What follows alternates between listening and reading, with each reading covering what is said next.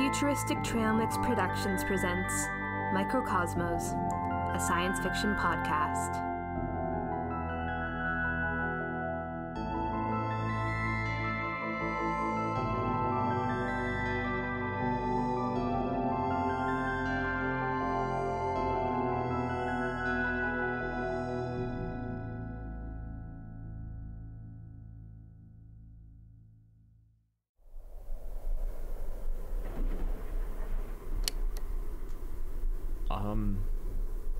Hello world, this is Chronicling Log 1 of Dr. Felix Augustine Couvillion.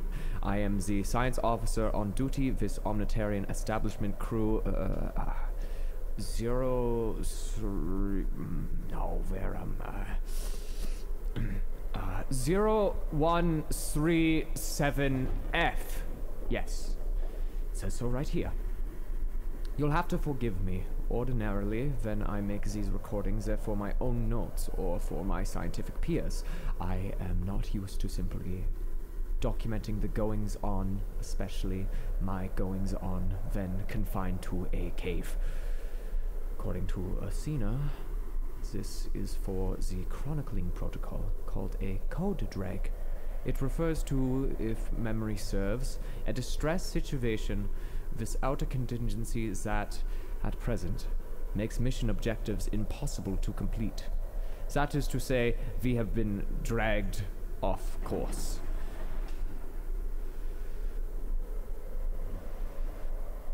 There is no contingency plan for a cinderburst. Cal says they're too rare to even warrant such a thing, nor is there enough research to determine how one could occur here. If these storms are supposed to be characteristic of desert terrain, however, I would say Ophiuchus is hardly a suitable candidate. Not that I can research such a claim when I have no signal to reach any external databases that would be of any help. No, that would be too easy. Instead of that, what I do is I sit inside of a cave talking to myself and try to avoid going slightly mad. If I wasn't there already, of course. I wonder how Athena manages it. For the sake of my friend, however, I am sucking it up and beginning with these entries. I've been procrastinating for long enough, so I will see to it that I make this log faithful to its purpose, and as honest as I can manage. I'll start with a caution. So, this cave is dull, even considering what you would expect from a cave, namely not much. For that reason, I'm afraid I cannot guarantee you anything riveting, my dear listener. Consider yourself to be warned. So, I hear you ask me, what have I, Dr. Felix Couvillion, been up to now that myself and my friends have spent about, a day and a half inside a damp, cavernous lair of darkness? You ask me, Felix, what are the tales from the tunnels, the stories from the stones, the accounts of, a cave? The cave, which I'm sure I will have memorized every vein of by the time daylight decides to reappear. In short, I've been working. Making note of the vegetation in here and how it might help us. I found a new variant of fruit-bearing vine, actually. Edible. Similar to a Terran gooseberry. It will make for a decent snack once my trail mix finally runs out. A sad day that will be. Somehow, I don't find this discovery as exciting as I should. As a commander, she tries hard to keep our morale afloat, but, you know, it hasn't been long, and somehow, I already feel as though we are contained. Stuck in some version of a time capsule, and preserved until the next moment we are meant for is to resume. There's no wildlife in here as of yet. No water either. So that makes sense on paper. The fact of the matter is that carbon-based animal life needs water, including us. In a worst-case scenario, our current water supply shouldn't last us. So, either solves this problem, or we all slowly die of dehydration sucking the juice out of a vine berry as a last-ditch attempt to survive. Yeesh! Not a pretty picture, Which is why I will make a third trek to scout for portable water sources this afternoon. If I'm able to find room in my busy schedule. Oh, in between my rounds, though, I have found something to pass the time. This is what a chronicling log is for, yes? Cataloging however our time is spent inside an unavoidable disaster? Sure it is. Anyway, wait for it, I have rediscovered my love for card tricks. And I can still manage to do them, too. It's like they never left me, in a way. Like riding a bike for the mind. Or, as Morgan once put it, riding a bike for nerds. Here, I'll show you the... You can't see me, damn it. Well, let's try it like this, then. Were you here, dear listener, you would shuffle the deck, you would pick a card only in your mind, and then you'd give the deck back to me, and after a series of convoluted detours through what seems like a magical process, the card would end up in your pocket. A place it certainly shouldn't be. Ta-da! Okay. A magician shouldn't reveal his tricks, I know, but I can't contain myself, so I'll give you a tidbit. I forced a card on you at the start. You thought it was your choice. It wasn't. It was likely the ace of dishes. Good card. I'm fond of it. It's an interesting thing, that trick. According to the logical part of your brain, the card should be in the deck with the rest of its friends, its family, if you will. Your eyes told you it should be there, and so of course, you're expecting it to be there. Or were you? That card, from the second you, or I, chose it, then you saw it, and we convinced each other that it was special. Or different. The zeitgeist of the situation told you that by the end of the trick, that card wasn't going to be in its rightful place.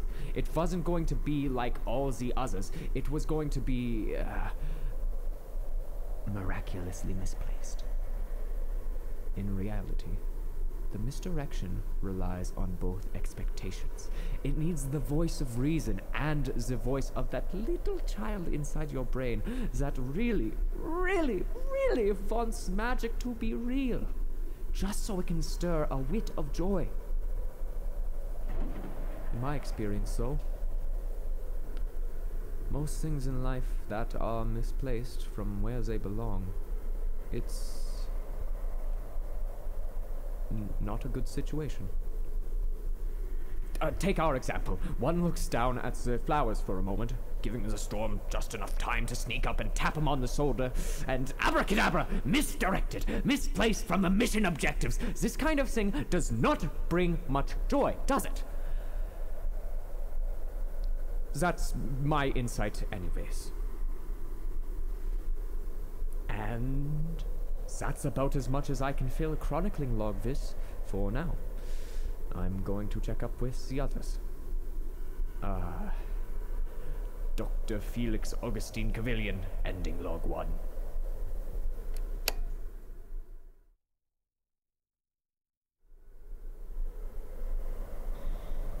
That's a dog? Yeah, it's supposed to be. Like, bark. Sorry, I honestly thought it was supposed to be a sock puppet. Sock puppets don't have ears.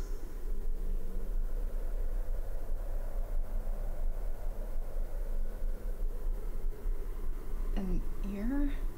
That's an ear? I mean, I figured it was an animal of some kind, but that's... I never claimed to be good at shadow puppets, okay? Clearly.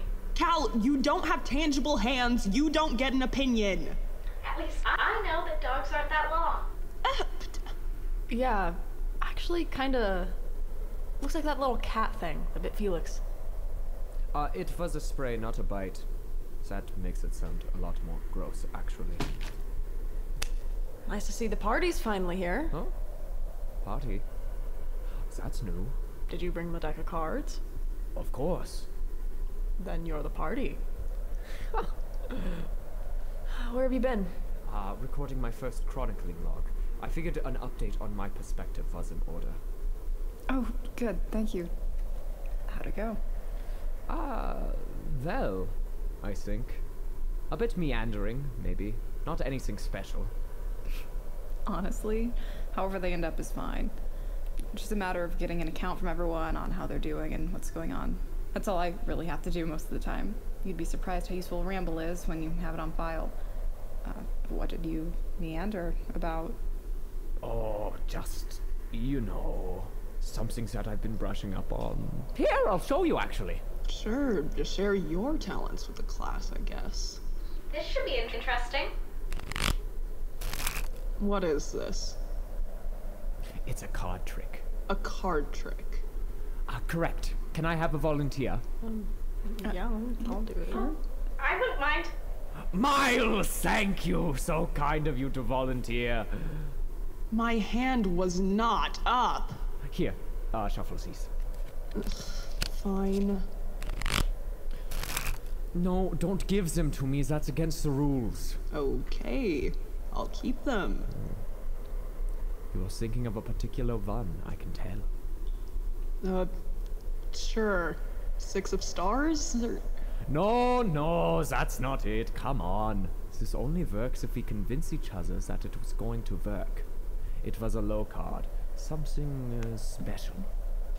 Low and special? Like an ace?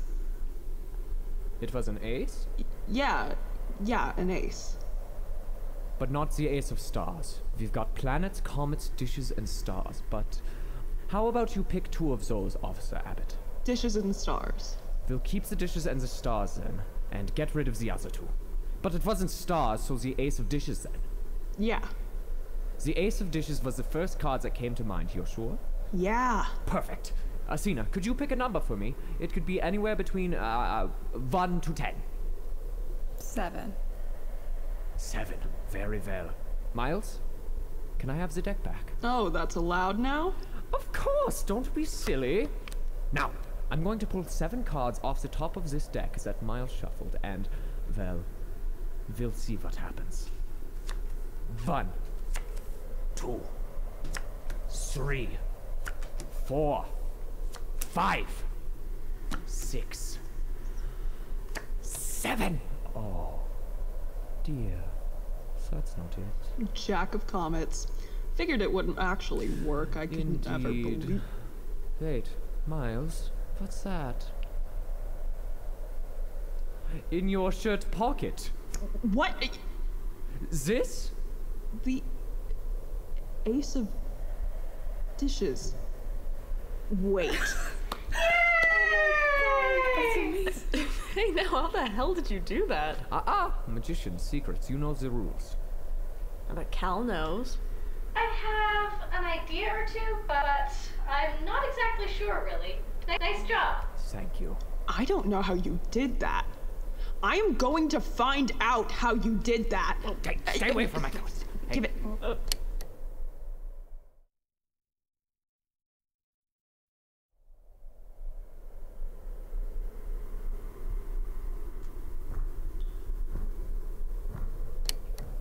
Dr. Felix Augustine Couvillion, recording chronicling log 2, I suppose.